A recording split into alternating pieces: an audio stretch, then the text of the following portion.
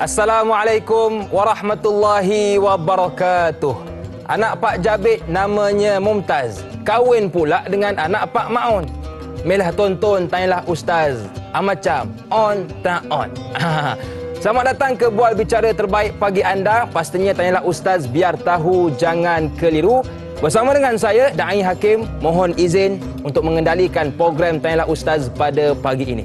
Sidang penonton yang dirahmati Allah sekalian, kadang-kadang kita lihat ada setengah kawan kita, ahli keluarga kita, bila baca Quran, menangis teresak-esak.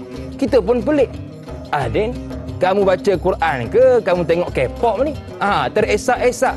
Rupanya sebab dia baca tu dalam keadaan dia faham tentang Al-Quran.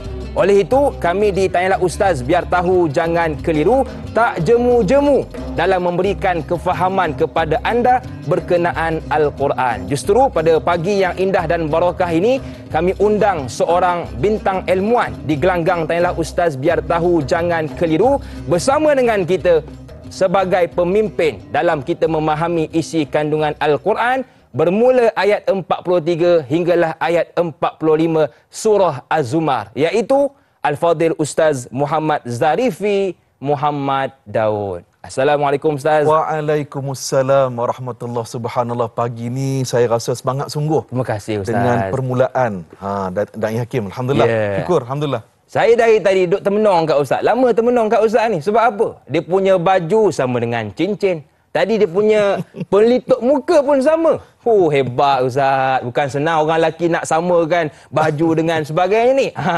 Terima kasih kepada guru kita yang sudi bersama dengan kita pada pagi ini, dan kepada anda keluarga besar Tanyalah Ustaz yang ada sebarang persoalan, yang ada sebarang kemusykilan. Saya ni Da'i Hakim nak tanya sungguh ni, tak pernah dapat tanya. Jom kita bertanya. Bagaimana dengan buat panggilan ke 03 77261603. Saya ulang balik, 03 77261603. Da'i Hakim, dah macam nombor telefon rumah saya lah pula. Rezekilah tu. Yang kedua, selain kita buat panggilan, boleh juga terus ke Facebook kami, Tanyalah Ustaz TV3. Tinggalkan persoalan anda di ruangan komen. InsyaAllah, jikalau terpilih, akan kita usahakan untuk menjawabnya. Baiklah, tanpa buang masa, kita punya cara pada pagi ini ialah seperti biasa. Kita akan dengarkan dahulu tafsiran 3 ayat daripada guru kita, bermula ayat 43, ayat 44, seterusnya ayat 45. Habis kita bicarakan berkenaan tafsir, barulah kita buka kepada persoalan. Boleh ke? Boleh. Boleh? Alhamdulillah. Cantik. Jadi seperti biasa, kita nak dengarkan dahulu alunan ayat suci Al-Quran daripada guru kita Ustaz Muhammad Zarifi Muhammad Daud. Silakan Ustaz. Baik, Assalamualaikum warahmatullahi wabarakatuh. Sahabat saya, saudara Ustaz Da'i Hakim, dan seterusnya para penonton yang dirahmati Allah Subhanahu Wa Taala sekalian. Selamat bertemu kita dalam rancangan Tanyalah Ustaz pada pagi ini, dan tentunya 3 ayat yang kita sama-sama hendak tadabbur, iaitulah seperti yang Da'i Hakim sebut tadi, surah Az-Zumar ayat 43 sehingga ayat nombor 45. Jadi sama-sama kita baca. Bagi teman-teman para penonton yang ada mushaf Al-Quran, mari kita ambil mushaf, ataupun kalau ada perisian aplikasi Al-Quran dalam telefon bimbit kita, mari kita buka sama-sama insya-Allah. Surah Az-Zumar ayat nombor 43 sehingga ayat nombor 45. Bismillahirrahmanirrahim. Amittakhadhu min dunillahi syufa'a.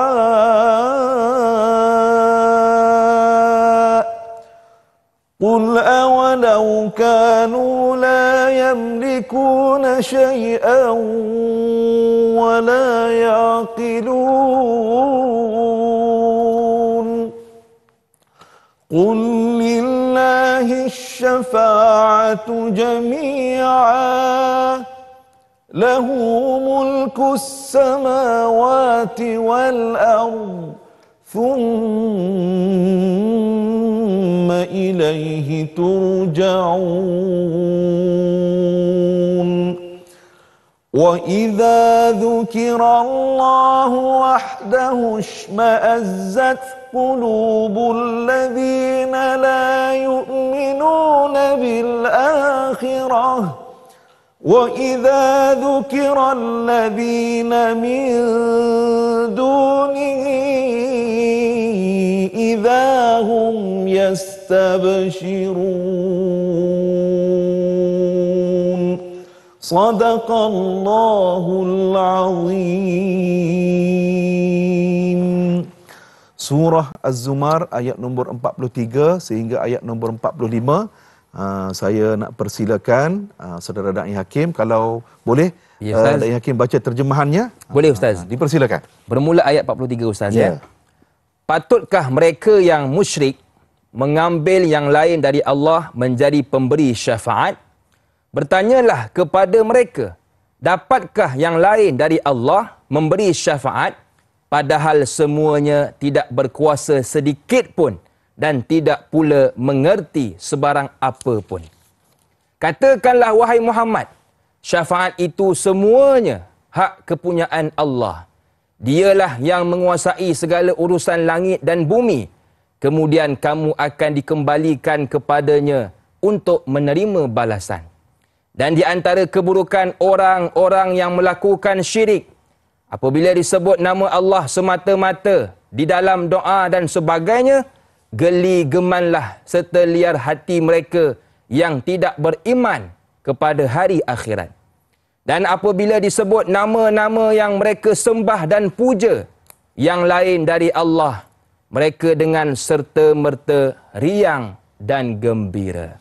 Baik, terima kasih kepada saudara Da'i Hakim. Masya Allah, jelas dan mantap suaranya. Terima kasih, Alhamdulillah. Jadi tadi kita baca 3 ayat tadi menggunakan Tarannum Hijaz. Hijaz. Ya, Tarannum Hijaz. Allah, sedap Ustaz. Allahu Akbar. Jadi baik, Da'i Hakim dan penonton sekalian, kita nak ulang semula.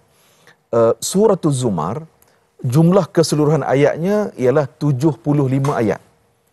Jadi sekarang ni kita berada pada ayat nombor 43, maknanya hampir separuh dah. Betul. Ya, perjalanan kita. Betul.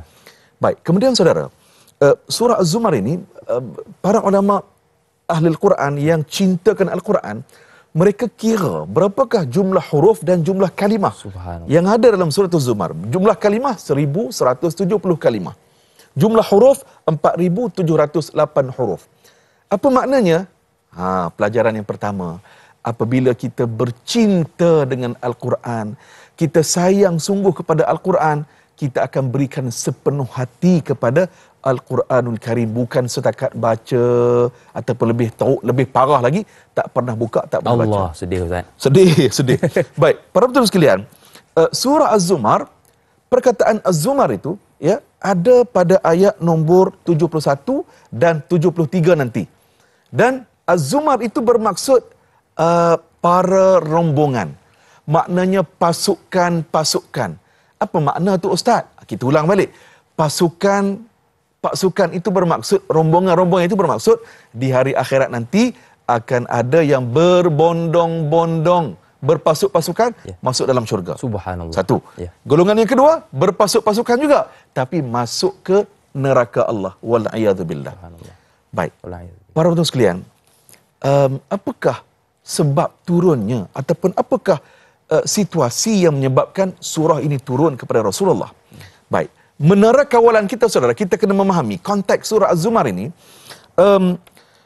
Surah Az-Zumar turun ketika mana umat Islam menjelangnya mereka untuk berhijrah ke Habasyah.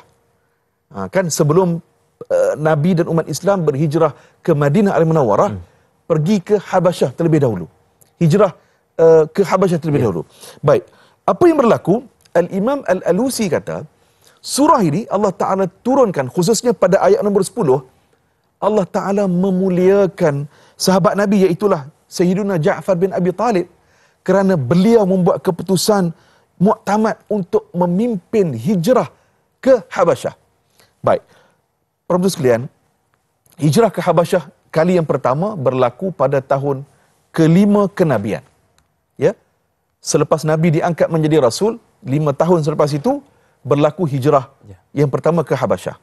Baik, tuan-tuan, lepas Nabi declare, Nabi isytihar, ingat lagi dalam topik sirah kita, ketika Nabi naik ke Bukit Safa, Nabi mengisytiharkan kepada musyrikin, kepada penduduk Mekah, yang Nabi SAW datang diutuskan ke dunia ini untuk membawa risalah tauhid. Marah sungguh geng-geng musyrikin Mekah ni, marah sungguh. Bermula saat itulah, dan puncaknya ataupun kemuncaknya pada tahun keempat selepas kenabian. Pada tahun itu memang umat Islam sudahlah jumlahnya kecil, minoriti sahaja, diancam, diugut, diboikot.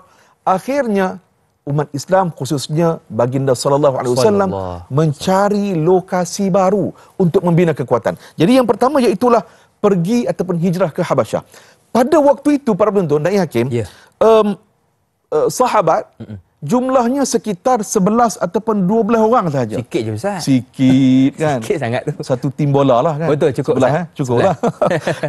Dan wanita pula ada 4 orang saja sahabiah.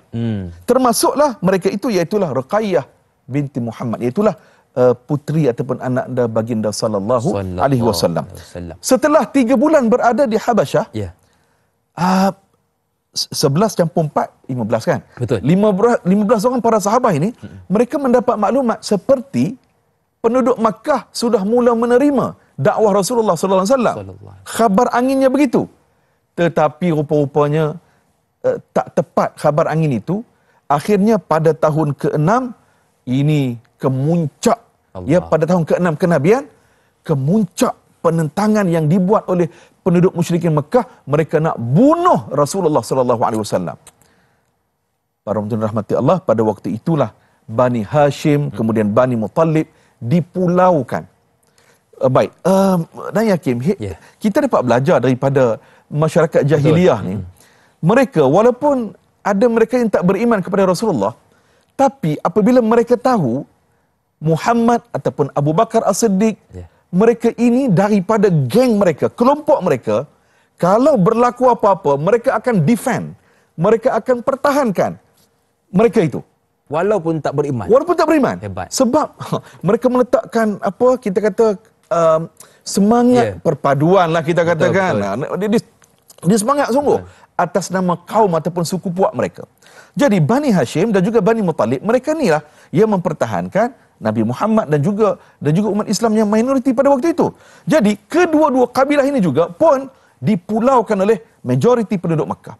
Jadi apa yang berlaku pada tahun ke-7 kenabian, itulah berlakunya peristiwa hijrah ke Habasyah buat kali yang kedua. Dan pada waktu ini ramai sikit, umat Islam ada 83 orang sahabat lelaki, kemudian 11 orang sahabiah ataupun sahabat wanita.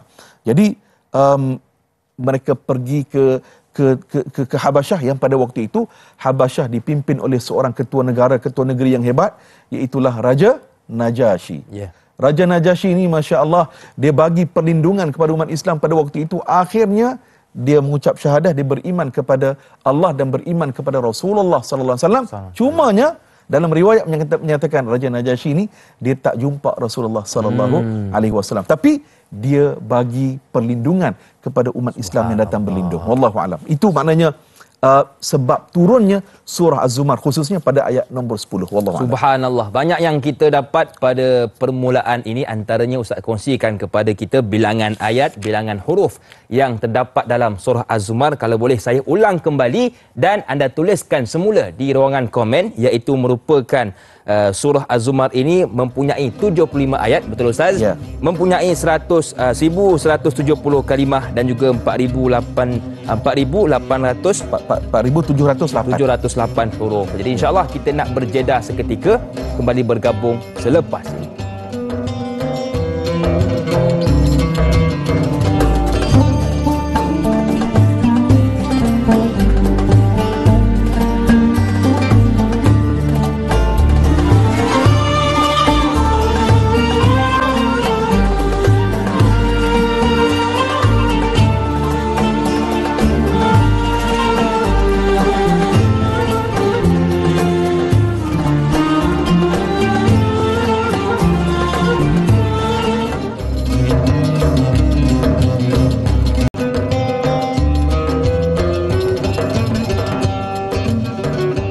kepada anda yang masih lagi sudi bersama dengan kami dalam Tanyalah Ustaz. Biar tahu jangan keliru. Kita membicarakan tentang surah Az-Zumar bermula ayat 43 hinggalah ayat 45 bersama dengan guru kita Ustaz Muhammad Zarifi Muhammad Daud.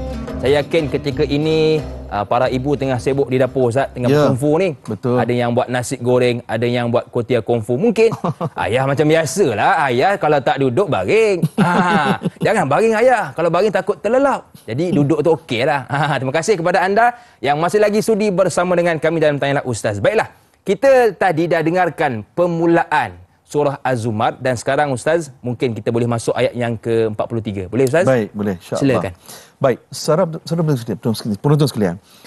Seperti yang kita sebut tadi, menara kawalan surah Az-Zumar ini iaitulah surah ini turun kepada Rasulullah ketika mana hiruk pikuk Makkah. Allah. Ya, maknanya surah ini turun sebelum hijrah Rasulullah sallallahu alaihi wasallam. Jadi maknanya bila kita faham konteks surah ini baru kita faham, oh rupanya cerita surah ini turun pada Rasulullah dan para sahabat umat Islam dan masyarakat pada ketika itu pada hiruk pikuk jahiliyah.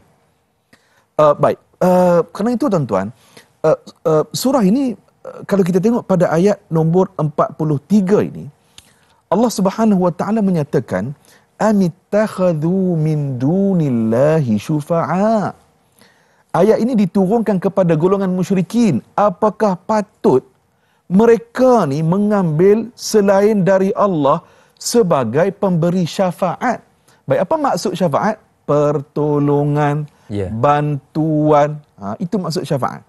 Jadi, masyarakat jahiliyah pada waktu ini, pada waktu zaman Rasulullah ini, sebelum hijrah, apa yang mereka buat? Mereka sembah patung berhala. Mereka percaya pada Allah. Tapi pada masa yang sama, mereka mensyirikkan Allah. Menduakan Allah. Baik. Menara kawalan kita surah Az-Zumar. Dia ada kaitan, ayat yang kita sedang bicarakan, 43 ni, Tuan Hakim, dia ada kaitan dengan permulaan ayat surah Az-Zumar pada ayat nombor 3. Baik, kita ingat balik.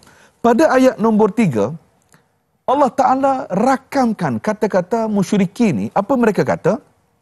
Dia kata, وَالَّذِينَ اتَّخَذُوا مِن دُونِهِ أَوْلِيَاءَ مَا نَعْبُدُهُمْ إِلَّا لِيُقَرِّبُونَا إِلَى اللَّهِ زُلْفَى.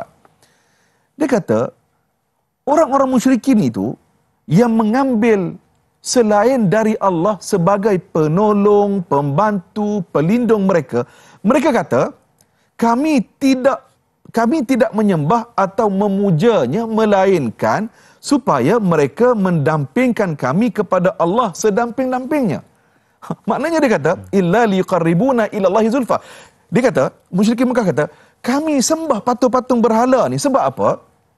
Mereka akan membawa kami dekat kepada Allah. Dia faham gitu. Inilah pemikiran karat jahiliyah Allah yang ditentang, diubah oleh Rasulullah sallallahu alaihi wasallam membawa akidah iman. Baik. Para penonton, ayat nombor 43 ni dia ada kaitan dengan ayat sebelum itu, iaitu ayat nombor 42. Allah Taala suruh musyrikin Mekah ni ataupun manusia fikir sama. Fikir apa? Ayat nombor 42 ni Allah Taala cerita tentang tidur. Allah Taala suruh fikir tentang tidur ni. Tidur ni sebenarnya ada kaitan dengan kebesaran Allah. Tidur Ustaz? Tidur. Ya Allah, Allah Ta'ala suruh kita fikir tentang tidur. Apa bukti Allah Ta'ala suruh kita fikir tentang tidur? Tengok ayat belakang itu. Inna fi dzalika la ayatin liqaumin yatafakkarun. Subhanallah. Sesungguhnya tidur itu mengandungi tanda-tanda yang membuktikan kebesaran Allah bagi orang yang mahu berfikir.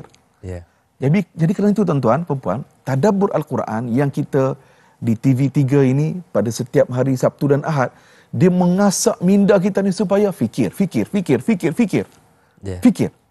Baik, tidur ni, apa yang Allah Ta'ala suruh fikir? Tuan-tuan, tidur ni, bila kita tidur, satu, dan Hakim sedar tak waktu tidur tu, apa berlaku? Tak sedar. Kita kadang-kadang kalau penat sangat Ustaz, orang kata tidur mati. Tak sedar langsung. Betul, bila kita tidur ni, dan Hakim dan penonton sekalian, roh kita sebahagian keluar daripada badan kita, jasad kita. Ya. Kalau nasib baik, ya, kalau takdir umur kita panjang lagi, esok tu ada lagi hari kita, roh tu masuk balik, kita bangunlah. Tapi kalau dah takdir Allah Ta'ala mengatakan, setakat hari itulah sahaja umur kita, roh itu sudah tak kembali ke jasad tubuh kita ni, maka kita pun telah pun bergelar janazah. Jadi maknanya Allah Ta'ala suruh kita fikir, tidur ni ialah tanda kebesaran Allah. Tuan-tuan, bila kita bangun pagi kan, berapa ramai yang fikir benda ni, termasuk diri saya lah. Sama lah Ustaz. Kita jarang fikir benda ni. Betul. Yang kita fikir ialah nak sarap apa. Orang Kedah kata Ustaz, nak menyorok Menyorok, nak menyorok apa kan. Kita fikir tentang diri kita. Boleh fikir, tak ada masalah. Tapi bagi kita orang beriman, kita baca ayat Quran. Lepas kita bangun tidur, jangan lupa kita fikir kebesaran Allah. Kerana itu antara sunnah bangun tidur. Nabi ajar kepada kita, lepas kita bangun tidur tu tuan-tuan, duduk sekejap. Duduk sekejap. Jangan terus bangun, ya. Duduk sekejap, relax sekejap sambil kita menyapu muka kita ni. Dan Nabi ajar baca 10 ayat terakhir dalam surah Ali Imran. Bermula inna fi khalqis samawati wal ard wa ikhtilafil laili wan nahar tu kan. Bermula ayat tu sampai habis. Ini antara yang Nabi ajar. Lagi apa? Baca doa bangun tidur. Alhamdulillahillazi ahyana ba'da ma amatana wa ilaihin nusyur. Maknanya pada tidur itu juga Allah Ta'ala menempelak musyrikin Mekah. Allah Ta'ala tempelak. Fikirlah, tidur tu pun ada kebesaran Allah. Jadi kenapa mereka mahu mengambil berhala-berhala lain, patung-patung lain, ataupun mengapa mereka tergamak untuk mensyirikkan Allah Subhanahu Wa Taala? Baik, apa kaitan ayat ni dengan kehidupan kita hari ini? Alhamdulillah, kita tidak sembah Tuhan lain. Alhamdulillah. Tetapi ya, ia boleh berlaku kalaulah kebergantungan kepercayaan kita ni kepada manusia. Kita percaya rezeki ni manusia yang bagi, bukan Allah bagi. Ni yang kita nak didik diri kita ni. Rezeki kita ni Allah yang tentukan. Setuju. Ya. Apa-apa baik buruk yang berlaku kepada kita di atas dunia ini, Allah yang rencananya ada kebaikan yang Allah Ta'ala nak bagi pada kita. Apa lagi yang kita nak kaitkan dengan hidup kita? Hari ni Da'i Hakim, ada orang yang percaya kepada sial dan majal. Kan? Macam-macam lah yang dibuatnya. Contoh kan, kalau nak keluar rumah tu, mungkinlah dia baling sesuatu benda lah, burung ke apa-apa kan. Kalaulah benda tu jatuh belah kanan, okey, ini hari baik. Jadi boleh keluar. Boleh keluar. Kalau jatuh sebelah kiri, ni hari tak baik. Jangan keluar. Ada musibah. Betul. Jangan kita percaya kepada perkara-perkara karut sial majal begitu. Apa lagi? Yang berlaku kadang-kala, contoh anak kita menangis, anak kecil lah, baby kan. Da'i Hakim pun ada anak kecil Ustaz, Alhamdulillah. Alhamdulillah ada baby. Doakan penonton. Amin ya Allah, baru 2 bulan ya. 2 bulan Ustaz. Alhamdulillah, syukur. Kadang-kadang ada yang berlaku, ya, bagaimana baby anak kecil ni menangis tak henti-henti. Kita pun kata okeylah, letaklah gunting bawah bantal ni. Kan, boleh halau syaitan, boleh halau jin ni. Kan? Jadi apa kaitan gunting tu dengan syaitan tadi ni? Betul. Ya, yang diajarkan kepada kita iaitulah a'udzubillahi minasyaitanirrajim. Baca ayat Al-Quran, doa kepada Allah. Kerana apa? Yang menyembuhkan Allah Ta'ala. Yang memberikan ujian Allah Ta'ala. Jadi ini kaitan ayat nombor 43 yang kita nak bawa dalam kehidupan kita. Wallahu a'lam. Baik Ustaz, Alhamdulillah banyak yang kita dapat dan sekarang kita nak beristighfar seketika, kembali bergabung selepas ini.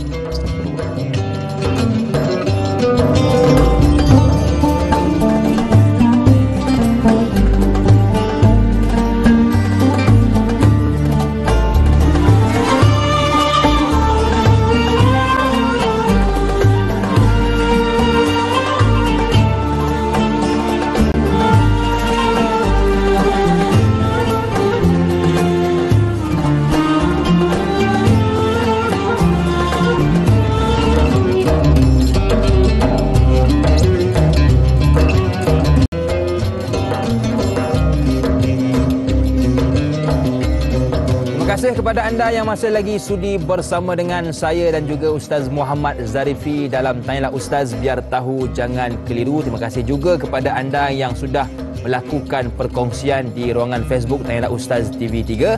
Tadi kita sudah membicarakan ayat 43, tafsirannya berkenaan syafaat ataupun pertolongan. Dan sekarang kita nak berpindah pula ke ayat yang seterusnya, iaitu ayat 44.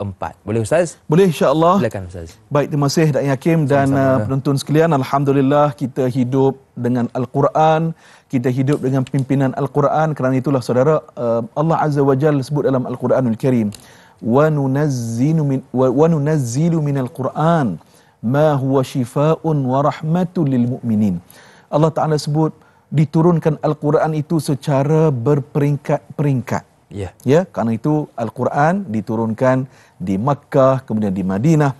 Apa tujuannya? Tujuannya yang pertama sekali sebagai syifa, sebagai ubat. Ubat apa? Ubat rohani. Subhanallah. Ya? Kemudian rahmatun lil mukminin, dan Al-Quran itu sebagai rahmat bagi orang yang beriman.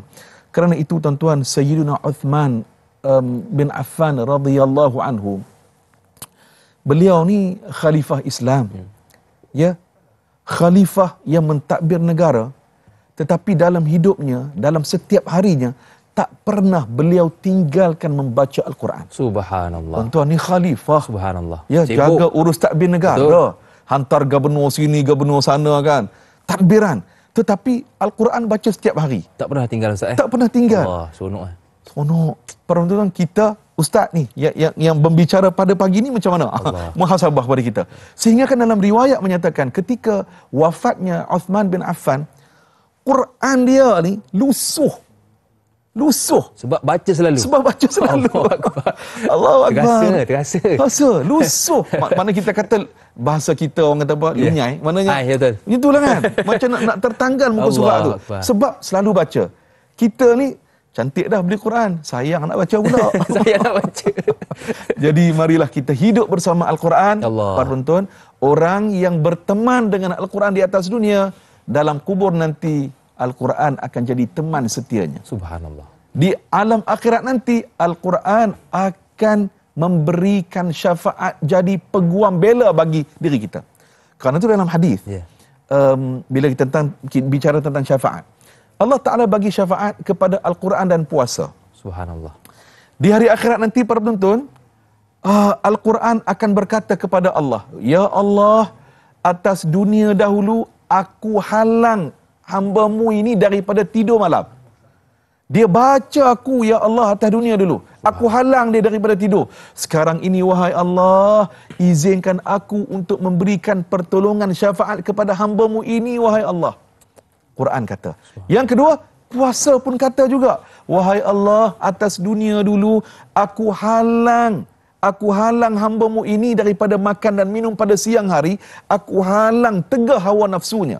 Sekarang ini, wahai Allah, tolong izinkan aku untuk aku berikan syafaat kepada hamba-Mu ini, wahai Allah. Allah Ta'ala memberikan izin kepada Al-Quran dan puasa untuk memberikan syafaat kepada hamba Allah itu. Subhanallah. Jadi tuan-tuan, atas dunia ni jangan lupa ya, perbanyakkan baca Quran. Betul. Dan perbanyakkan puasa. Betul. Kita dah open house tak ada Ustaz. dah tak ada. Jadi dah boleh mula balik lah kan. Betul. Puasa sunat Isnin Khamis. Dan nanti bila masuk Zulhijjah nanti ada satu puasa yang hebat, iaitulah puasa sunat hari Arafah. Kena tanda siap-siap dalam kalender kita. Baik, saudara penonton yang dirahmati Allah Subhanahu Wa Taala sekalian. Kerana itu konteks ayat nombor 43 dan ayat 44 ni, Allah Taala bertanya, Qul, ayat nombor 43 Allah bertanya, Qul awalau kanu la yamlikuna syai'an wa la ya'qilun. Allah Ta'ala bertanya kepada mereka ini, dapatkah yang lain daripada Allah memberikan syafaat, bantuan, pertolongan, padahal semuanya tidak berkuasa sedikit pun dan tidak pula mengerti sebarang apa pun? Allah Ta'ala memperbetulkan salah faham ataupun keingkaran musyrikin Makkah. Baik, apa yang berlaku pada zaman itu? Sebagai contoh, mereka tawaf juga Kaabah tu. Tapi mereka tawaf dalam keadaan telanjang. Allah. Ni jahiliah ni, dia tawaf juga tapi tawaf dalam keadaan telanjang. Jadi turun ayat Allah Subhanahu Wa Taala, bila nak masuk masjid pakailah pakaian yang sempurna. Turun ayat Al-Quran. Apa lagi? Mereka percaya kepada contoh ke, nak dapat sesuatu rezeki, nak dapat sesuatu rezeki lah. Ya. Kan? Dia sembah patung dulu, dia minta pada patung. Minta dulu kat patung. Minta dulu pada patung. Apa lagi?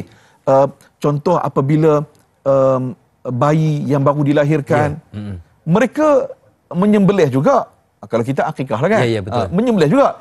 Tetapi darah daripada haiwan tu, darah itulah yang dilumurkan kepada kepala baby tadi ni. Allah. Kepada Sial anak tu, Ustaz.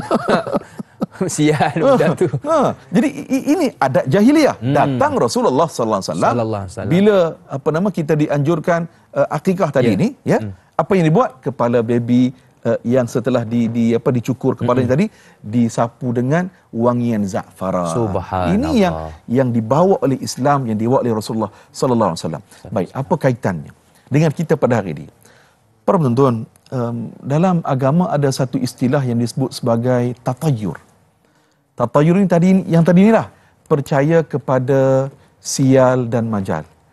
Kalau zaman jahiliah dulu, dia baling burung. Bila burung tu keluar sebelah kanan, okey, ni line clear. Ni bagus. Kan? Bila burung tu keluar sebelah kiri, dia kata ni tak bagus, tak boleh keluar, jangan buat. Jadi percaya kepada sial dan majal. Ini bahaya. Jadi jangan ada dalam keluarga kita masih berpegang. Contoh kan, nak buat majlis hari ni tak boleh ni. Tarikh-tarikh ni tak boleh. Yang ini kita bimbang. Bimbang ialah kita termasuk kepada kesyirikan kepada Allah secara kita tak perasan. Betul, setuju. Ya, apa lagi? Ada juga kan dulu-dululah mandi untuk buang sial. Kan ada apa? Mandi safar. Kan? Ini juga perkara yang bertentangan dengan agama.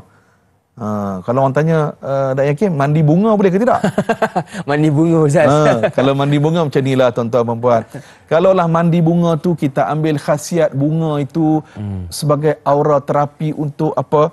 Untuk sihatkan, segarkan tubuh badan kita tu, okey. Yang tak bolehnya kita percaya kalau mandi bunga, kalau mandi apa-apa lah, ada magic. Ada magic. Kepercayaan, Ustaz. Kepercayaan, magic. Yang tu yang tak boleh tu. Jadi maknanya kita mesti meletakkan perkara akidah sebagai perkara yang penting. Kerana apa? Inilah yang dibicarakan pada ayat nombor 43 khususnya, dan ayat 44 nanti kita akan sebut nanti insya-Allah. Ya, baik. Jadi itu sedikit ulasan berkenaan ayat 44, iaitu menunjukkan yang pemilik kepada syafaat ini Allah Subhanahu wa taala. Jadi Ustaz, kita sudah membicarakan ayat 43 dan ayat juga 44, dan sekarang Ustaz mungkin kita boleh masuk kepada ayat yang terakhir sebelum kita nak buka kepada soalan. Boleh ke Ustaz? Boleh, insya-Allah. Silakan Ustaz. Baik, para penonton rahmati Allah Taala sekalian, ayat 44 dan ayat 45 intisarinya Allah Taala menyatakan qul lillahi syafa'atu jami'a. Katakanlah bantuan, pertolongan, syafaat itu semuanya daripada Allah Subhanahu wa taala. Ya, lahu mulkus samawati wal ard. Sebab apa? Allah yang maha berkuasa mentadbir segala apa yang berlaku di langit dan di bumi. Allah Ta'ala yang menguasai seluruhnya. Ya, itu yang Allah Ta'ala nak kita faham. Dan selepas itu Allah Ta'ala kata apa? Thumma ilaihi turja'un. Tolong beringat, tolong ingat. Hampa semua ni, kamu semua ni satu hari nanti akan dikembalikan kepada Allah. Maknanya kita semua ni akan mati. Betul. Ini yang Allah Ta'ala nak kita belajar. Dan pada ayat nombor 45, Allah Ta'ala menyatakan sikap musyrikin Mekah pada zaman jahiliyah dulu. Mereka ini apabila disebut nama Allah semata-mata di dalam doa dan sebagainya, mereka rasa tak bahagia, tak seronok. Mereka rasa geli-geleman serta liar hati mereka. Sebab apa? Mereka tak beriman kepada Allah dan tak beriman kepada hari akhirat. Tetapi apabila disebut nama-nama patung-patung mereka, sembahan-sembahan mereka, baru mereka rasa riang dan rasa gembira. Ini yang disebut. Dan tuan-tuan rahmati Allah, apa yang berlaku kepada masyarakat jahiliyah, mereka menyembah patung-patung itu, dan patung-patung itu diberikan nama. Ya, ada kaitan dengan Amr bin Luhai tadi kan, Amr bin Luhai. Jadi patung-patung inilah yang diberikan nama, dan mereka percaya patung-patung ini ada kuasa.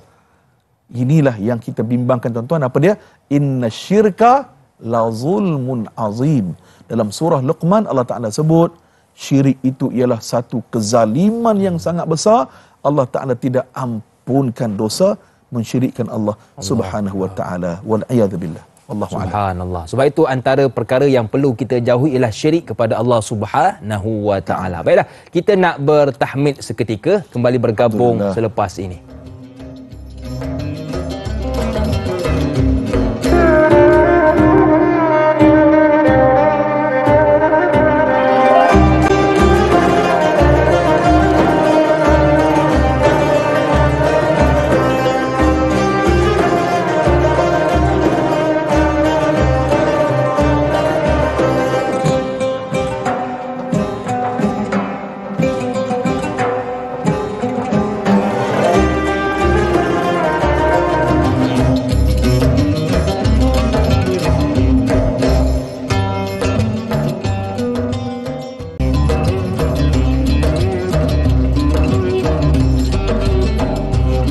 Terima kasih kepada anda yang masih lagi sudi bersama dengan kami dalam Tanyalah Ustaz, biar tahu jangan keliru. Dan mungkin ada yang baru bersama dengan kami, alamak lupalah pagi ni ada Tanyalah Ustaz.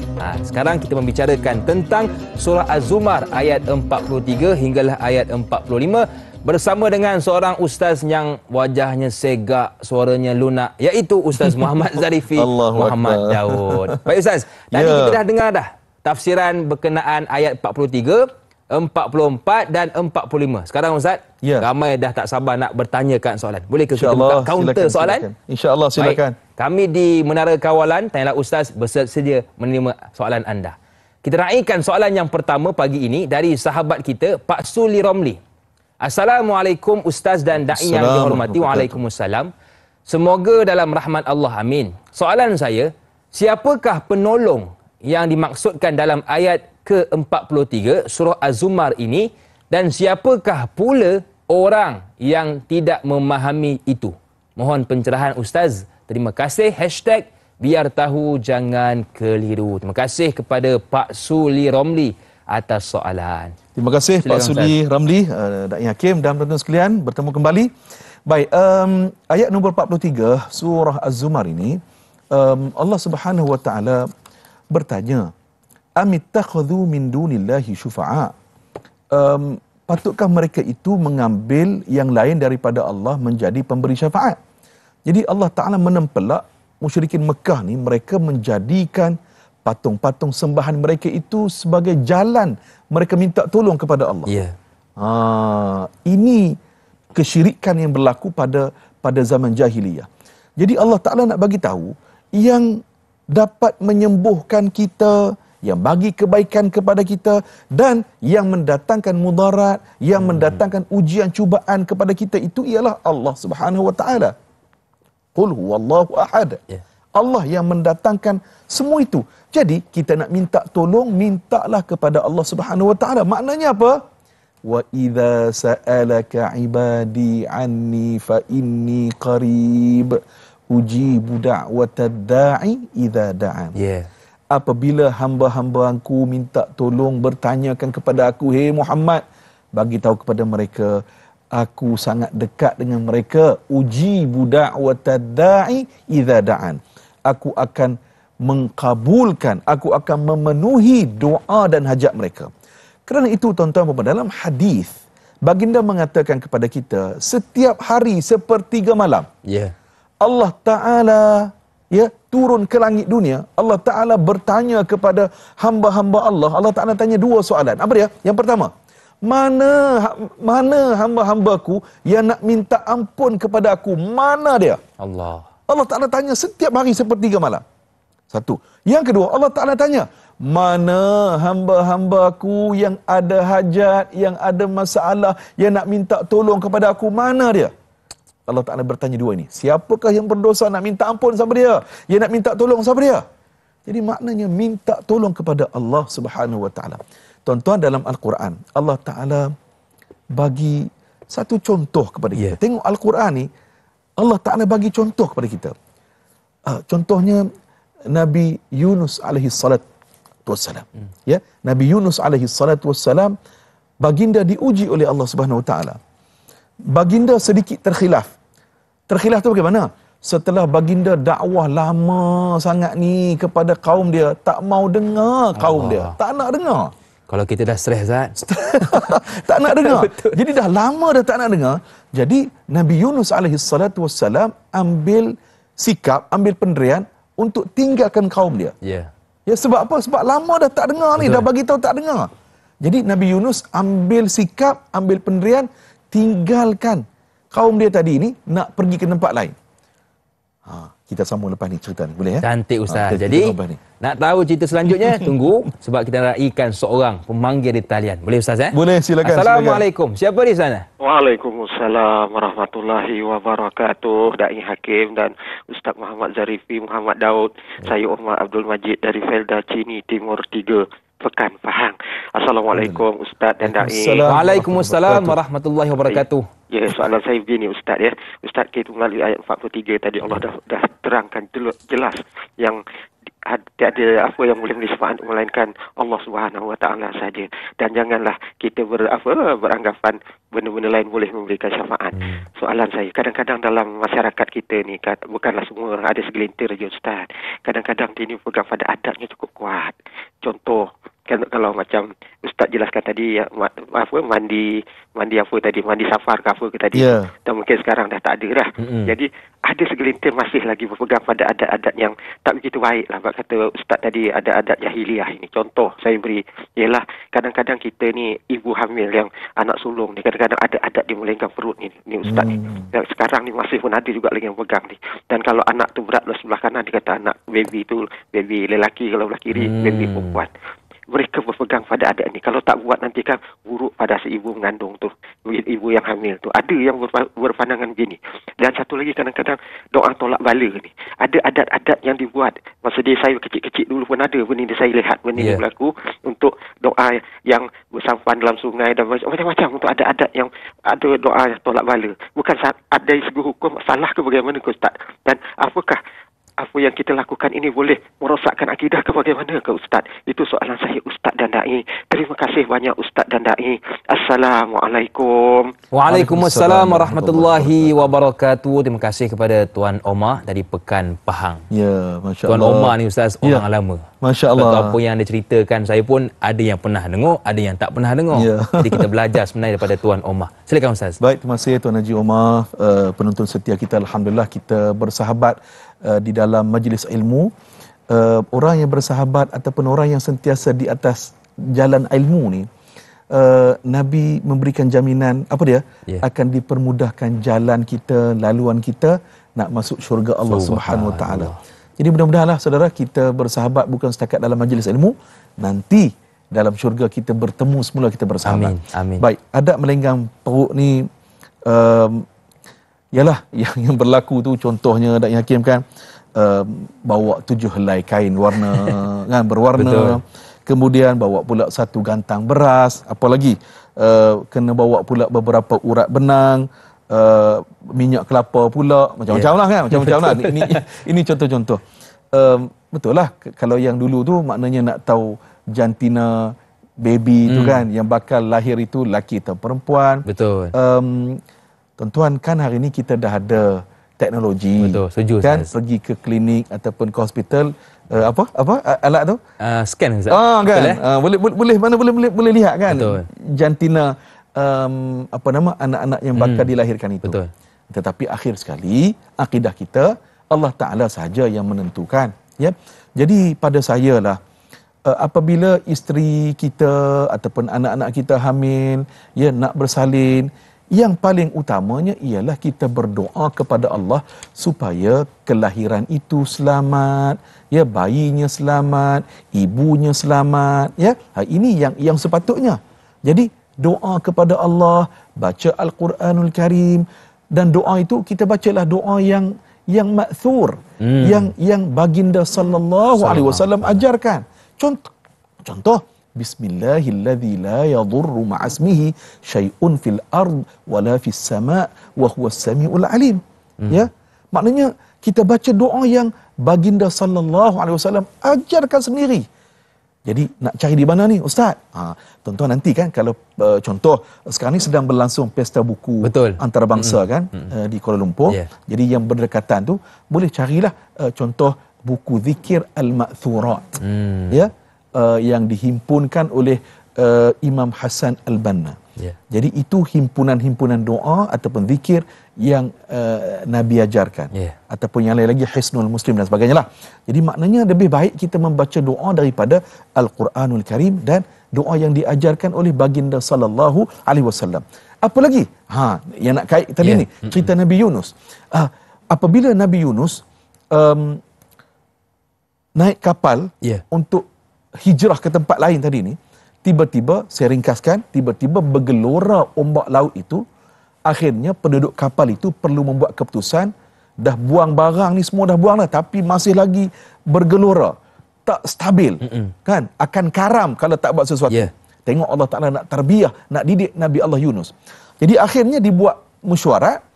Mereka kata kena ada penduduk kapal ni kena keluar, kena terjun ke dalam laut juga. Jadi ringkas cerita, setelah undian 3 kali dibuat, naik nama Nabi Yunus. Allah Akbar. Nama Nabi Yunus yang naik. Jadi ringkas cerita, Nabi Yunus pun terjun. Allah Ta'ala, walaupun Allah Ta'ala uji Nabi Yunus, Allah Ta'ala tetap memuliakan Nabi Yunus. Dalam riwayat tafsir menyatakan, belum sempat Nabi Yunus tubuhnya yang mulia itu mencecah air laut. Terjun dah.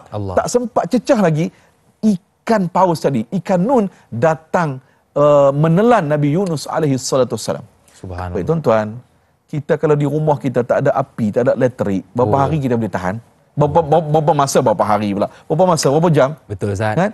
Kalau setengah jam pertama tu kita telefon pegawai TNB tu, Assalamualaikum, saya Zarifi ni, rumah di ni. Cakap elok lagi. Betul. Tapi cuba selepas 2 jam lepas itu. Lain dah, Ustaz. Lain dah nada suara tu kan. Dia naik jerakah, Ustaz. Jerakah. Jadi maknanya dalam keadaan kesempitan, kegelapan demi kegelapan dalam perut ikan nun tu, dahlah dalam perut ikan nun tu dah gelap. Betul. Di bawah dasar laut yang gelap, dan dalam riwayat kata kejadian itu berlaku pada malam hari gelap. Al-Quran kata kegelapan demi kegelapan. Perinciannya tadi gelap 3 yang tadi. Baik tuan-tuan, apa doa zikir yang disebut oleh Nabi Yunus? La ilaha illa anta subhanaka inni kuntu minaz zalimin. Tidak ada Tuhan yang disembah melainkan Allah. Sesungguhnya ya Allah, aku telah, maha suci engkau ya Allah, sesungguhnya aku telah menzalimi diri aku sendiri. Jadi zikir ini, doa ini yang diulang-ulang oleh Nabi Yunus alaihi salatu wassalam, akhirnya dalam Al-Quran menyatakan dengan asbab doa ini Allah Ta'ala mendatangkan pertolongan. Kalau ikut adat manusia, fikir manusia, habis dah. Nabi Yunus ni habis dah. Ikut logik kita. Tetapi pada rencana Allah mengatasi fikir manusia. Allah menyelamatkan Nabi Yunus, dimuntahkan oleh ikan nun tadi. Selamatlah Nabi Yunus alaihi salatu wassalam dengan asbab zikir ataupun doa la ilaha illa anta subhanaka inni kuntu minadh zalimin. Jadi ini yang kita nak bawa. Maknanya apa tuan-tuan yang dirahmati Allah? Tak perlulah kita ulang ya. Kita kata tindakan-tindakan ataupun adat-adat lama yang memang ada perkara yang bercanggah dan meragukan kita. Jadi kita bawalah apa yang diajarkan oleh Rasulullah sallallahu alaihi wasallam. Wallahu a'lam. Baik Ustaz, adat tak salah andai seiring dengan syariah. Baiklah, kita nak raikan seorang lagi pemanggil. Assalamualaikum. Siapa di sana? Waalaikumsalam warahmatullahi wabarakatuh. Dai Hakim dan Ustaz. Saya Ismail. Okey, sebelum saya nak tanya soalan ke Ustaz, saya nak baca 2 ayat Ustaz ya. Silakan. A'udzu billahi minasyaitonir rajim. Bismillahirrahmanirrahim. أم اتخذوا من دون الله شفعاء قل أولو كانوا لا يملكون شيئا ولا يعقلون قل الله الشفاعة جميعا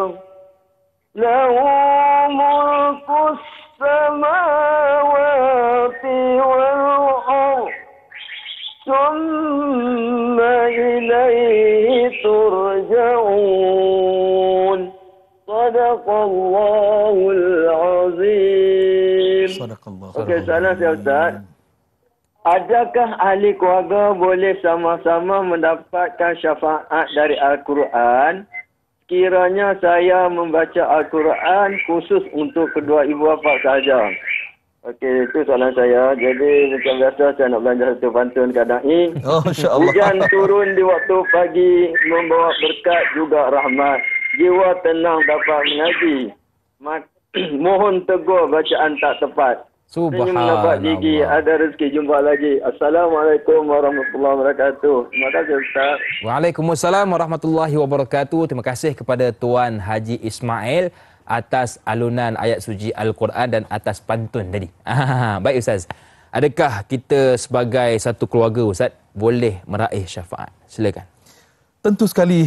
Terima kasih Tuan Haji yang membacakan dua ayat subhanallah. Baik sekali bacaannya. Syukur alhamdulillah. Dan soalan yang Tuan Haji kemukakan tadi, baginda sallallahu alaihi wasallam menyatakan dalam Al-Quran, dalam hadis Nabi kata, khairukum man ta'allama al-Quran wa 'allamah. Sebaik-baik manusia ini ialah orang yang belajar Quran dan orang yang mengaji Al-Quran. Ya, itu satu. Dan dalam Al-Quranul Karim, seperti yang kita sebut tadi, Al-Quran menjadi syifa, ia menjadi penyembuh, menjadi ubat sakit rohani kita. Betul. Dan membawa rahmat bagi sekalian hamba Allah yang beriman. Baik. Dalam hadis Rasulullah sallallahu alaihi wasallam, hadis ini direkatkan oleh Imam Ahmad dan Al-Hafidh Ibn Hajar menyatakan hadis ini tarafnya hasan. Di hari akhirat nanti, apa yang berlaku akan dipakaikan kepada kedua ibu bapa, dipakaikan mahkota kepada mereka. Jadi mereka bertanya, kenapa kami dipakaikan mahkota macam ni? Jadi Allah Subhanahu Wa Taala menjawab, memberikan jawapan, kerana anak kamu telah mempelajari Al-Quranul Karim. Subhanallah. Kemudian dikatakan kepada mak ayah ini, bacalah dan naiklah ke tingkat-tingkat, ke dalam bilik-bilik, dalam tingkat-tingkat syurga Allah Subhanahu Wa Taala. Naiklah. Jadi apa maksud hadis ini? Para ulama menyatakan, hidup ini marilah kita hidup bersama dengan Al-Quran. Tentu sekali apabila anak-anak kita dia beramal dengan Al-Quran, kita sebagai mak ayah ni, kita dapat sahamnya. Betul. Kita dapat sahamnya. Kerana itu para penonton, bagi ibu bapa muda, ya, yang mana anak-anak kita baru 4-5 tahun kan, ataupun 7 tahun, minta tolong ya, jom kita pakat-pakat tiru apa yang mak ayah kita buat dulu. Subhanallah. Apa yang mak ayah buat dulu? Mak ayah kita sesibuk macam mana sekalipun, mereka akan tetap mengajar Al-Quran kepada kita. Duduk bersila dengan kita, dia mengajar, dia tengok satu-satu. Betul. Jadi kita walaupun sesibuk mana pun kita, tolonglah kita cari kesempatan, cari masa, ajarkan anak kita dengan Al-Quran. Mudah-mudahan tadi hadis ini dapat kepada kita, insya-Allah. Wallahu. Betul. Jadi jom kita belajar dan kita ajarkan kepada orang lain, mudah-mudahan memberi manfaat. Tanya Ustaz di TV3 akan berakhir di sini. Teruskan bersama dengan kami untuk siaran tambahan 30 minit di TV9. Jumpa selepas ini. Pastinya Tanyalah Ustaz, biar tahu, jangan keliru.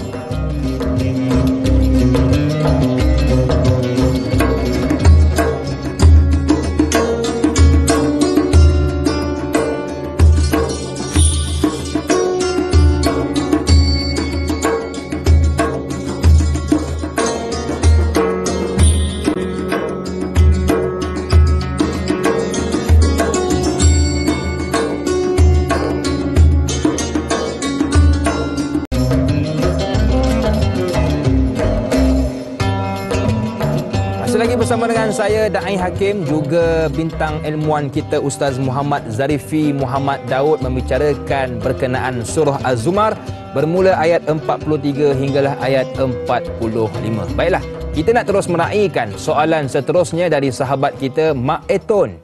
Assalamualaikum Da'i dan Ustaz bersama petugas-petugas TV3 dan TV9. Waalaikumsalam. Az-Zumar ayat 43. Boleh Ustaz terangkan kepada siapa syafaat itu yang Allah beri? Kalau diberi, adakah ia satu ujian pada mereka? Mohon pencerahan Ustaz, biar tahu, jangan keliru hashtag. Terima kasih Mak Eton Melaka. Terima kasih Mak Eton dari Melaka yang sudi bertanya. Silakan Ustaz. Baik, terima kasih Mak Itun dan sahabat penonton sekalian. Dalam ayat surah Az-Zumar ayat 43 itu Allah Ta'ala menegur, menempelak musyrikin Makkah yang mana mereka menjadikan selain Allah sebagai mereka minta bantuan. Maknanya bagi kita akidah Islam, akidah iman, kita minta tolong kepada Allah Subhanahu Wa Ta'ala. Mintalah apa saja kepada Allah. Kerana itu, dan yakin dalam penonton sekalian dalam surah Al-Fatihah yang kita baca selalu dalam salat kita, Iyyaka na'budu wa iyyaka nasta'in. Ya Allah, kepada Engkaulah kami sembah dan kepada Engkaulah wahai Allah kami minta tolong. Ini yang kita ulang-ulang. Baik. Yang kedua, Allah Subhanahu Wa Ta'ala sifatnya Ar-Rahman dan Ar-Rahim. Maha pemurah dan Maha pengasih, Maha penyayang. Tuan-tuan, Allah Ta'ala, luasnya rahmat Allah Ta'ala ini, dia bukan setakat rahmat Allah di atas dunia, bukan, tetapi rahmat Allah melewati hari akhirat nanti. Jadi maknanya mungkin di atas dunia ni Allah Ta'ala uji kita, kan. Kita ni sembahyang setiap hari, Dai Hakim, tapi kenapalah tak cukup rezeki kita ni, kan. Kita tengok mungkin orang lain sembahyang macam tak pernah, kan. Betul, Ustaz. Macam memanjangnya buat salah, buat dosa, tapi hidupnya senang. Betul. Okey. Pada kita orang beriman, jangan kita hadkan rahmat Allah atas dunia ini saja. Rahmat Allah melewati, meliputi alam akhirat. Contohnya, apa rahmat Allah? Apabila seseorang itu apabila walaupun ada sekelumit iman dalam hati dia, dalam hati dia ada sekelumit iman, la ilaha illallah Muhammad Rasulullah, walaupun ada sikit saja, di hari akhirat nanti orang ini tetap akan Allah Ta'ala masukkan dia dalam syurga Allah. Allahu Akbar. Allah Ta'ala tetap masukkan dia dalam syurga, walaupun setelah dia diazab ataupun dihukum dalam neraka. Selesai semua sekali dia dihukum atas kesalahannya atas dunia dulu. Selesai semua tu, Allah Ta'ala bawa hamba Allah ini masuk ke dalam syurga. Maknanya itu rahmat Allah. Apa lagi rahmat Allah? Dalam sebuah hadis para penonton,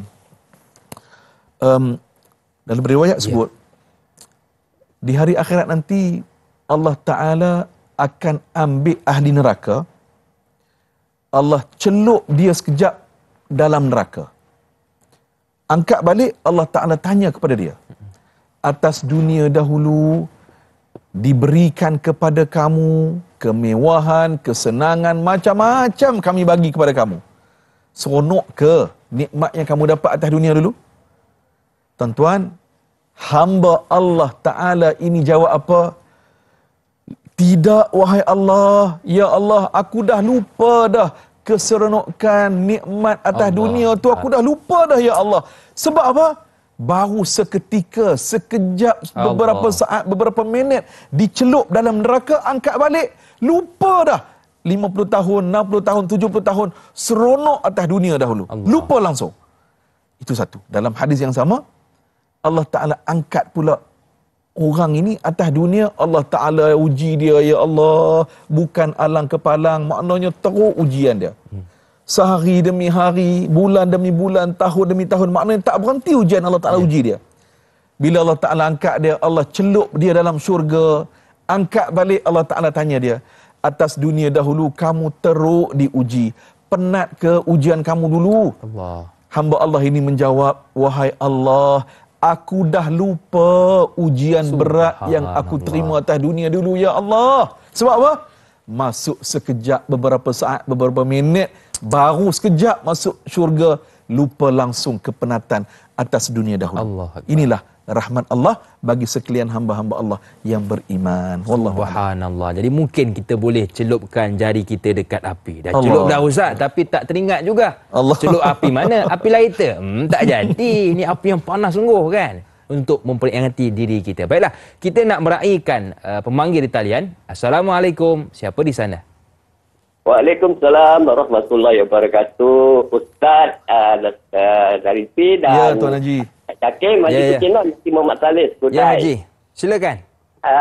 Persoalannya gini Ustaz. Dalam ayat yang kita salah bincang tu ada mengatakan supaat ni pertolongan daripada Nabi Ustaz. Jadi persoalan saya Ustaz, pada hari Jumaat lah Ustaz. bila saya tengok sementara nunggu khutbah ataupun nunggu jemaah, saya tengok banyakkan orang-orang kita membaca Al-Quran. Tapi ada jugalah mungkin yang baca selawat supaya dapat semangat Nabi. Jadi yang soalan saya Ustaz, kebanyakannya yang mana kita nak amalkan selawat atas Nabi pada hari banyak-banyak ke ataupun kita nak membaca Quran? Sebab apa? Saya tengok kadang-kadang dia buka Quran sampailah ke nak baca khutbah tu, baca Quran je. Selawat saya tak dengar lah. Mungkin dalam hati saya pun tak tahu. Itu saja soalannya Ustaz. Daun Selasih, daun padi. Cantik. Terima kasih. Jumpa lagi. Cantik. Assalamualaikum. Waalaikumsalam cantik. warahmatullahi. Jenuh Dah yakin teman. kena jawab. Tu jenuh teman nak membalasnya tu. Tadi dah Tuan Umar ya. Jenuh nak mikir kan. Baik Ustaz, cantik soalan Tuan Haji Tekinun. Hari Jumaat. Hari Jumaat sebelum ni Ustaz, semalam. Ya, semalam. Hari yang sangat mulia. Ya. Ada orang baca Quran, ada orang selawat. Masya Allah, Mana subhanallah, yang terbaik? itu amalan yang memang pun dianjurkan oleh Rasulullah sallallahu alaihi wasallam. Baik, tuan-tuan, hari Jumaat yang pertama sekali antara petunjuk daripada baginda sallallahu alaihi wasallam, Nabi kata kita membaca surah Al-Kahf, surah Al-Kahfi. Ya, baca surah Al-Kahfi, cari kesempatan. Daripada pagi sampai petang tu, carilah, selesaikan satu. Yang kedua, perbanyakkan salawat kepada Rasulullah sallallahu alaihi wasallam. Allahumma salli ala sayyidina Muhammad wa ala sayyidina Muhammad. Jadi itu adalah amalan yang memang kita digalakkan untuk kita buat pada hari Jumaat kerana hari Jumaat penuh dengan kemuliaan. 2. Nombor 3, apa lagi kita boleh buat? Banyakkan doa. Tuan-tuan, perempuan, banyakkan doa kerana doa ini mustajabnya doa kita ni kerana 3 sebab. Yang pertama, kerana hari tertentu. Ya. Contohnya pada hari Arafah, kan? Contohnya pada malam raya, contohnya pada hari-hari pada bulan Ramadan. Okey. Kemudian barakahnya doa kita itu, mustajabnya itu kerana apa? Kerana masa dan juga tempat. Ya. Contohnya masa pada sepertiga malam. Tempatnya pula mungkin di Makkah, di Madinah, di masjid, kan? Itu kedua. Betul. Baik, yang nak sebut tempat masa ni tuan-tuan, pada hari Jumaat Rasulullah sallallahu alaihi wasallam menyatakan ada satu waktu yang mana waktu itu mustajab doa. Para ulama hadis bila bincang perkara ini mereka mengatakan waktu yang mustajab doa itu ialah selepas waktu asar, hari Jumaat. Jadi sepanjang hari bermula subuh pagi itu kita doa banyak-banyak, tapi pada selepas waktu asar kita maksimumkan. Dan Hakim, kita ni bila kita berdoa kadang-kadang kita dah lupa dah. Betul. Kita doa tu bila? Kan kita pun tak ingat dah kan. Betul. Maknanya mungkin kita doa tu mungkin setahun lepas. Mungkin 5 bulan lepas Allah Taala makbulkan doa kita. Jadi ini antaranya 3 perkara yang kita boleh buat, kita buat sentiasa, mudah-mudahan Allah berikan kebaikan kepada kita. Jadi cantik sangat dah contoh yang Tuan Haji Tukinun sebut tadi. Betul. Buatlah.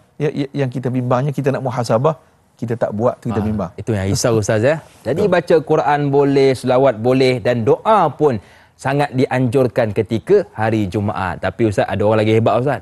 Dalam doa, Bismillahirrahmanirrahim, ya Allah. Macam biasa lah. Macam biasa kan. Jadi kita kenalah orang kata ni saya banyak sikit doa supaya apa? Dikabulkan oleh Allah Subhanahu Wa Taala. Baiklah, saya tertarik dengan soalan yang diajukan oleh Ustaz Ziyatul Siddiq. Masya-Allah. Assalamualaikum Ustaz dan Da'i. Waalaikumsalam. Ayat 44. Apakah syarat-syarat yang perlu ada untuk anak itu dapat memberi syafaat ketika di timbangan mizan buat ibu bapanya? Mohon pencerahan Ustaz. Terima kasih. Terima kasih juga kepada Sah Ziyatul Siddiq atas soalan. Baik, terima kasih Puan. Yang pertama sekali, syafaat ini, bantuan pertolongan itu hanya Allah Subhanahu Wa Taala sahaja yang boleh memberi syafaat. Pertolongan, bantuan Allah Taala. Yang kedua, yang diizinkan oleh Allah Azza wa Jalla untuk memberikan syafaat kepada umat manusia ini ialah baginda sallallahu alaihi wasallam. Kerana itu para penonton, kita kena banyak salawat kepada Nabi atas dunia ni. Betul. Banyakkan salawat. Yang kedua, ikut sunnah Nabi sallallahu alaihi wasallam. Yang ketiga, apa yang Nabi buat, apa yang Nabi suruh buat. Apa sunnah yang Nabi suruh buat, antaranya sembahyang Jumaat. Betul. Sembahyang Jumaat. Betul. Okey. Apa yang Nabi larang, yang Nabi tegah, jangan buat. Apa yang Nabi tegah, contohnya jangan tipu orang, dengan scam orang. Betul, scam. Hari ni orang suka scam orang kan? Banyak Ustaz, scam. Banyak. Aduh, pening kita. Guna gambar Da'i Hakim. Betul. Kan, teman-teman asatizah kita. Betul. Kan? Jadi orang pun tertipu. Betul Ustaz. Kan? Jadi jangan menipu orang, cari rezeki yang halal. Cari rezeki yang jalan yang halal. Jadi okey, dalam konteks anak, okey, kita sebagai anak tentu sekalilah anak yang soleh yang menyayangi ibu dan ayah, dia akan pasti berusaha untuk membantu ibu dan ayahnya. Apa dia? Nombor satu, wahai anak-anak sekalian, sahabat-sahabat sekalian, marilah kita berkongsi ilmu agama dengan ibu dan ayah kita. Ya, kalau kita mungkin kita tak ada kepakaran, ya, apa yang kita boleh buat? Kita boleh hadiahkan buku. Betul. Ya, buku ataupun ni Tafsir Pimpinan Ar-Rahman. Betul. Yang bagi mak ayah kita baca. Alhamdulillah. Buku. Yang ketiga, kalaulah kita tahu ada majlis ilmu, ya, di kawasan rumah kita, ataupun kita tahulah pada hari-hari tarikh-tarikh tertentu ni ada ulama yang hebat yang datang mengajar kitab sebagai contoh kan, kita bawa mak dan ayah kita ke majlis ilmu. Betul. Kelas tadabbur Al-Quran. Ya. Kita bawa. Okey, satu. Yang kedua, apa yang kita boleh buat? Tuan-tuan, kalaulah mak ayah kita dah kembali ke rahmatillah, dia meninggal dunia, anak yang soleh, dia akan bantu menyelesaikan hutang piutang mak ayah dia. Ya, kerana hutang piutang ini bahaya. Kata Nabi SAW, nafsul mu'min mu'allaqatun bidainihi hatta yuqda anhu. Jiwa seorang mukmin itu akan tergantung selagi mana belum dijelaskan, belum dibereskan hutang piutangnya. Dalam riwayat, Nabi SAW pernah tidak mahu pada awalnya untuk bersalat jenazah kepada seorang sahabat setelah Nabi tahu sahabat itu ada hutang. Allah. Selepas sahabat lain dia kata, ya Rasulullah, aku jamin aku akan bayarkan hutang kepada sahabat kami ini ya Rasulullah. Bila Nabi dengar begitu, barulah baginda sallallahu alaihi wasallam salat jenazah kepada sahabat ini. Dua. Yang ketiga, tuan-tuan, ini yang selalu di mana-mana saya promote, saya sebut. Kita boleh buat amalan wakaf. Ya, setuju. Wakaf, tuan-tuan, ya, niatkan wakaf itu untuk ibu dan ayah kita yang telah kembali ke rahmatillah. Sebagai contoh, sekarang ini banyak program wakaf. Antaranya, kerjasama antara Yayasan Wakaf Malaysia, salah sebuah agensi hal ehwal Islam di bawah portfolio Menteri Agama, bekerjasama dengan Kementerian Alam Sekitar dan Air, KASA. Program yang mereka buat iaitulah wakaf air. Maknanya, duit wakaf tunai yang kita salurkan kepada Yayasan Wakaf Malaysia dan juga Kementerian KASA ni, dihimpunkan dan dana ini digunakan untuk buat projek-projek infrastruktur kemudahan air di kawasan ataupun tempat-tempat tertentu. Cuba bayangkan tuan-tuan, kemudahan air itu digunakan oleh masyarakat di situ, makan, pakai, minum dan sebagainya. Subhanallah. Selagi mana air itu digunakan, walaupun waktu tu kita dah jadi jenazah dah, mak ayah kita dah jadi jenazah dah, pahala itu akan sampai kepada mak dan ayah kita. Jadi tentunya lah tuan-tuan, amalan-amalan ini akan membantu ibu dan ayah kita, khususnya di neraca mizan nanti ketika ditimbangkan amalnya. Jadi anak yang saleh, jangan lupa sentiasa doakan ibu ayah mereka. Wallahu a'lam. Ya, antara perkara yang perlu kita lakukan sebagai anak, terus mendoakan kebaikan kepada ibu dan ayah kita. Baiklah, kita nak bertakbir seketika, kembali bergabung selepas ini. Pastinya tanyalah Ustaz, biar tahu jangan keliru.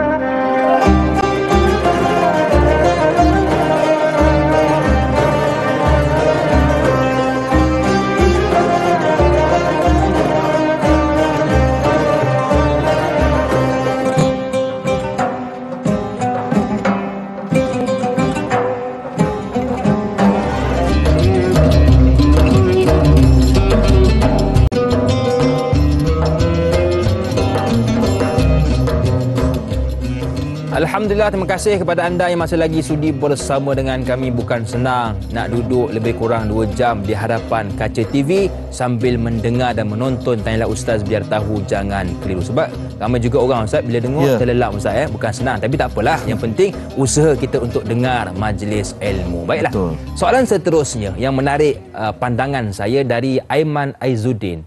Assalamualaikum Ustaz dan da'i serta semua kru yang bertugas. Waalaikumsalam. Ayat 45, Mengapa orang-orang yang tidak beriman itu berasa kesal apabila disebut nama Allah, tetapi sebaliknya mereka gembira apabila disebut nama-nama sembahan mereka? Yang kedua, bagaimanakah maksud apabila disebut yang dinyatakan pada ayat ini? Mohon pencerahan Ustaz. Terima kasih. #biar tahu jangan keliru. Terima kasih kepada Aiman atas 2 soalan yang diajukan. Bolehkan? Baik, terima kasih saudara Aiman yang bertanya soalan sangat baik. Dalam tafsir Al-Imam Ar-Razi, ayat ini beliau menyatakan orang musyrikin inilah bukti mereka, inilah bukti akan kebodohan dan kedunguan mereka. Bahasa yang keras digunakan. Betul. Sebab apa? Sebab mereka mensyirikkan Allah Subhanahu wa taala. Dan agenda menentang kesyirikan inilah yang dibawa oleh Rasulullah, membawa umat manusia kepada seruan mentauhidkan Allah Subhanahu wa taala. Baik, kerana itu tuan-tuan rahmati Allah, kalau kita tengok dalam sejarah kenabian, pada zaman antara Nabi Adam sehingga Nabi Nuh alaihi salatu wassalam, pada asalnya ada 5 orang saleh yang hidup pada zaman itu. Tetapi disebabkan kerana ketaksuban, pada peringkat awalnya mereka buat seperti monumen lah untuk tanda peringatan. Kita buatlah macam monumen, kita boleh ingat, anak cucu boleh ingat, ni orang saleh ni. Baik tuan-tuan, racun syaitan datang membisik-bisik, menyesatkan umat pada waktu itu. Akhirnya apa yang berlaku setelah berlalu masa, peringkat anak, peringkat cucu, akhirnya monumen yang dibuat tu akhirnya menjadi sembahan masyarakat pada waktu itu. Jadi mensyirikkan Allah Subhanahu wa taala. Perkara ini tercatat pada ayat nombor 23 surah Nuh, dan diberikan nama-nama kepada patung itu. Yang pertama disebut sebagai Wad ataupun Wad, ya, satu. Yang kedua diberi nama juga Suwa'a, ya. Yang ketiga diberikan nama Yahuth. Yang keempat diberi nama Ya'uq, dan yang seterusnya diberikan nama Nasra ataupun Nasr. Surah Nuh ayat nombor 23. Jadi hadirin rahmati Allah, kerana itulah Allah menempelak musyrikin Mekah yang mana perbuatan mereka mensyirikkan Allah Subhanahu wa taala. Jadi rangkuman soalan yang kedua tadi, kita orang beriman tentunya saudara, akidah kita iaitulah kita minta kepada Allah Subhanahu wa taala. Kerana itu para penonton, setiap apa yang berlaku kepada kita tuan-tuan, sama ada kita terima nikmat, kita dapat naik pangkat, kita dapat naik gaji, kita dapat anak cahaya mata yang baru, pada masa yang sama Allah uji kita dengan sakit, cubaan, ujian hidup, kedua-dua itu Allah Ta'ala berikan untuk angkat darjat kita. Bagi orang yang beriman, apabila mereka diberikan rezeki, diberikan nikmat, mereka syukur kepada Allah. Jangan lupa bersyukur. Dan Nabi kata, orang yang bersyukur bila dapat nikmat, itu baik bagi mereka. Orang beriman, bila mereka diberi ujian oleh Allah, Allah uji mereka. Mereka bersabar. Dan Nabi kata, itu baik bagi mereka. Dan tentunya Dai Hakim, sekarang ini ada yang menonton kita, yang sedang diuji dengan pelbagai sakit, Betul, Ustaz. Ada yang diuji dengan angin ahmar. Betul. Ada yang uji berada di hospital sekarang ini. Marilah kita memperbanyakkan, kita mendengar, membaca Al-Quranul Karim, kita mendengar kuliah-kuliah ilmu, percayalah itu akan memberikan ketenangan kepada kita. Betul. Bila sebut membaca Al-Quran ni tuan-tuan yang rahmati Allah, saya teringat Al-Imam Ibn Kathir telah menyatakan antara keberkatan Al-Quran itu, hebatnya Al-Quran, dia memberikan keberkatan meliputi perkara dunia dan akhirat. Perkara dunia, antara salah satunya ialah bila kita makin baca Quran, makin kita kaji Quran, baca Quran, faham Al-Quran, Allah Ta'ala akan mempermudahkan urusan kita yang susah. Karena itulah Ibn Kathir juga pernah membicarakan berkenaan fadilat ataupun kebaikan membaca surah Yasin. Surah Yasin ini sangat sinonim dengan kita, kan? Alhamdulillah, ijtihad para ulama dulu, kita baca surah Yasin ini mungkin senang, kan? Kita familiar. Betul. Jadi di mana-mana insya-Allah surah Yasin kita hafal, kan? Betul. Jadi antara yang disebut oleh Al-Imam Ibn Kathir, setengah-setengah ulama berkata, dia kata Antara khasiat surah Yasin ini ialah apabila kita membacanya, masalah yang susah itu, yang sukar itu Allah Ta'ala permudahkan. Ya? Dan tentunya lah apabila dibacakan kepada orang yang hampir dengan kematian, tentunya akan turun rahmat dan keberkatan daripada Allah Subhanahu Wa Ta'ala. Maknanya bila kita diuji, makin rajin kita baca Quran. Betul. Mungkin kalau tak larat sangat, ya, bukalah YouTube dan sebagainya, kita mendengar Al-Quran Karim. Kerana para penonton, antara perkara yang Nabi suka buat, iaitulah Nabi suka sangat mendengar bacaan Al-Quran. Betul Ustaz. Subhanallah. Pejam celik Ustaz, kita sudah pun berada di penghujung rancangan Ustaz, biar tahu jangan keliru. Dan sebagai penutup untuk program kita pagi ini, sedikit doa ringkas Ustaz. Baik, silakan. Insya-Allah para penonton rahmati Allah, 3 perkara yang kita boleh bawa dalam kehidupan kita. Topik pagi ini, yang pertama, akidah asas kehidupan. Yang kedua, berdoalah kepada Allah Subhanahu Wa Taala. Dan yang ketiga, apa juga kebaikan dan keburukan, semuanya datang daripada Allah, ada hikmahnya insya-Allah. Bismillahirrahmanirrahim. Amin. Alhamdulillahirabbil alamin, wassalatu wassalamu ala sayyidil mursalin wa ala alihi wa sahbihi ajma'in. Amin. Allahumma ighfir lana dhunubana wa liwalidina warhamhum kama rabbawna shighara. Allahumma a'inna ala dhikrika wa syukrika wa husna ibadatik. Rabbana atina fid dunya hasanah wa fil akhirati hasanah wa qina adzaban nar wa qina adzaban nar wa qina adzaban nar. Wa sallallahu ala sayyidina Muhammad wa ala alihi wa sahbihi ajma'in. Walhamdulillahi rabbil alamin. Amin amin ya rabbal alamin. Terima kasih kepada Ustaz Muhammad Zarifi Muhammad Daud yang sudi berkongsi ilmu dengan kita semua pada pagi ini. Dan kepada anda keluarga besar Tanya Ustaz, teruskan menonton Tanya Ustaz pada esok pagi bersama dengan panel yang sama, iaitu Ustaz Muhammad Zarifi Muhammad Daud dan juga bersama dengan saya Da'i Hakim. Dan jangan jemu ya, bersama dengan kami pada esok pagi bermula 6.30 pagi hinggalah 8.30 pagi. Baiklah, jom kita tutup program Tanya Ustaz pada pagi ini dengan tasbih kafarah dan suratul Asr. Subhanakallahumma bihamdika asyhadu an la ilaha illa anta astaghfiruka wa atubu ilaik. Wal 'asri innal insana lafi khusr illa alladhina amanu wa 'amilus salihati wa tawasaw bis sabr. Akhir kata, open house dah tak ada lagi. Kalau tak hari-hari ilmu tafsir wajib dipelajari bagi mengelak sesal selepas mati. Saya Da'i Hakim, senyum nampak gigi, ada rezeki, jumpa lagi. Assalamualaikum warahmatullahi wabarakatuh. Waalaikumsalam.